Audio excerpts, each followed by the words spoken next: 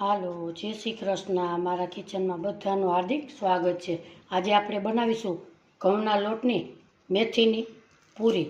આજની મારી રેસીપી ગમે તો લાઈક શેર ને સબસ્ક્રાઈબ જરૂરથી કરજો। હાલો, જય શ્રી કૃષ્ણ। મારા કિચનમાં બધાનું હાર્દિક સ્વાગત છે। આજે આપણે અહીંયા મેં 1.5 કપ મેથી લીધી છે। એને આપણે ચોખ્ખા પાણીએ સૌ પ્રથમ ધોઈ નાખીએ। આપણે એક ઝારાની અંદર નાખી અને આપણે ચોખ્ખા પાણીએ ધોઈ નાખીએ। મેથીને અહીંયા મેં ચોખ્ખા પાણીએ ધોઈ લીધી છે।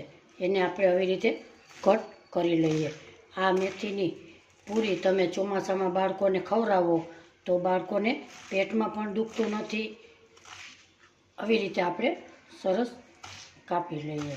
આ તમે સાતમ ઉપર ફરવા જાઓ કે ત્યારે તમે આ પૂરી બનાવી અને તમે લઈ જઈ શકો છો। આવી રીતે આપણે સરસ કટ કરી લઈએ। અહીંયા આપણે ઝીણી એવી સરસ મેથી કાપી લીધી છે। હવે આપણે એક સાઈડમાં રાખીશું અને બાઉલ લેશું। એમાં આપણે મોટા 2 કપ ઘઉંના લોટ લેશું। એમાં આપણે નાખીશું અડધો કપ રવો। રવો નાખવાથી સરસ એકદમ ખસ્તી એવી બને છે। એમાં નાખીશું આપણે અડધો કપ ઘીનું મોણ।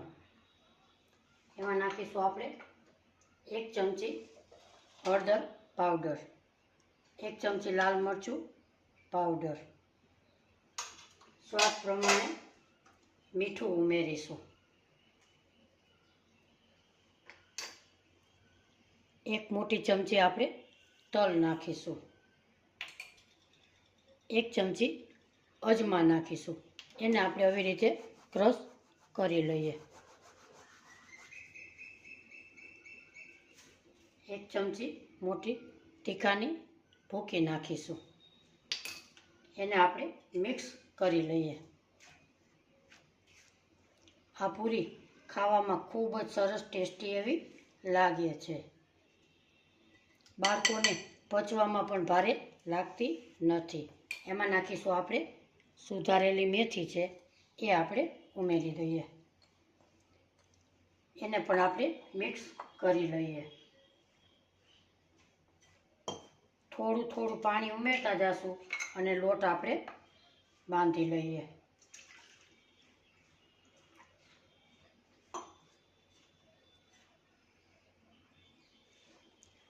લોટને આપણે નરમ નથી બાંધવાનો, થોડોક એવો કઠણ બાંધીશું। થોડું થોડું પાણી ઉમેરતા જઈ અને લોટને આપણે બાંધી લઈએ। આપણો લોટ એકદમ સરસ કઠણ બંધાઈ ગયો છે। એમાં નાખીશું આપણે 1 ચમચી તેલનું મોણ।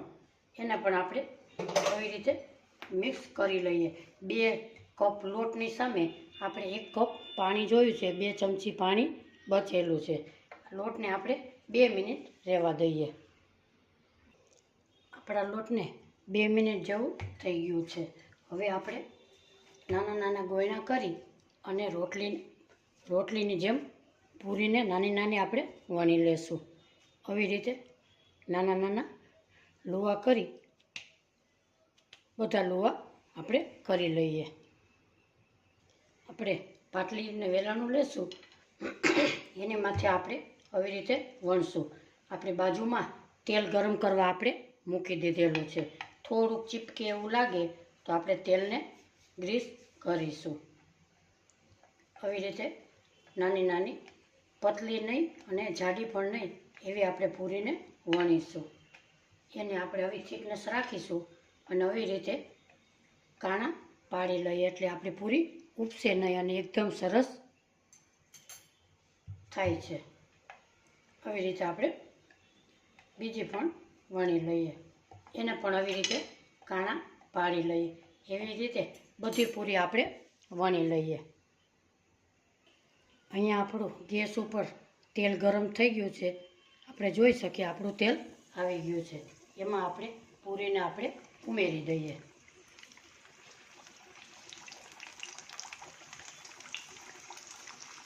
પૂરીને આપણે ફાસ્ટ ગેસે નથી તરવાની, ધીમા ગેસે તરીશું. આપણી પૂરી ઉપર એકદમ તરાઈ અને આવી ગઈ છે. એને આપણે પલટાવી લઈએ. આ પૂરી ખાવામાં ખૂબ જ સરસ સ્વાદિષ્ટ લાગે છે. આવી રીતે એને આપણે ક્રિસ્પી થાય ત્યાં સુધી આપણે તળી લઈએ. આજની મારી રેસીપી પૂરીની ગમે તો લાઈક, શેર ને સબસ્ક્રાઈબ જરૂરથી કરજો. આવી રીતે આપણે ક્રિસ્પી થાય ત્યાં સુધી આપણે એને પકાવી લઈએ. આપણી પૂરી એકદમ સરસ ક્રિસ્પી થઈ ગઈ છે. એને આપણે બહાર કાઢી લઈએ. બીજી પૂરી પણ ઉમેરી દઈએ અંદર.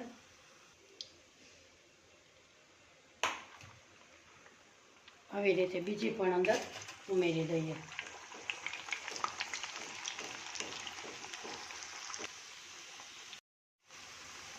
આપણે પૂરીને એક સાઈડ પલટાવી લઈએ. આ પૂરીને પણ આપણે ક્રિસ્પી એવી તળી લઈશું. આપણી પૂરી ક્રિસ્પી તળાઈ ગઈ છે. એને આપણે એક પ્લેટમાં કાઢી લઈશું. બીજી બધી આવી જ રીતે આપણે તળી લઈએ. આપણી બધી પૂરી એકદમ સરસ ક્રિસ્પી તળાઈ ગઈ છે. એને બહાર કાઢી લઈએ. ગેસની ફ્લેમ બંધ કરીએ અને હવે આપણે સર્વ કરી લઈએ.